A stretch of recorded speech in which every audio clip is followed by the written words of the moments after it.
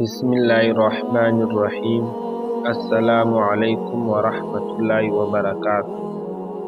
حضرت ابو ہریرہ رضی اللہ عنہ فرماتے ہیں کہ رسول اللہ صلی اللہ علیہ وسلم نے فرمایا کہ اللہ تعالیٰ فرماتا ہے، ابن آدم انسان مجھے تکلیف دیتا ہے اس طرح کہ وہ زمانے کو برا کہتا ہے، حالانکہ زمانہ کچھ نہیں، وہ تو میں ہی ہوں، سب کرامت میرے ہی قبضے میں ہے، اور شب و روز کی گردش میرے ہی حکم سے ہوتی ہے۔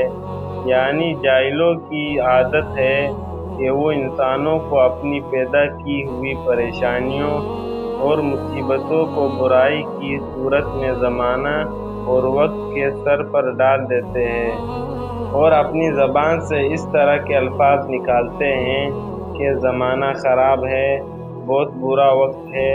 اس طرح وقت اور زمانے کو برا کہنا نہایت غلط ہے، کیونکہ زمانہ اور وقت تو کچھ بھی نہیں ہے، اصل کرامت تو اللہ تعالیٰ کی ذات ہے، جس کے قبضے میں شب و روز کی تبدیلی ہے، اس لیے وہ برائی حق تعالیٰ کی طرف جاتی ہے۔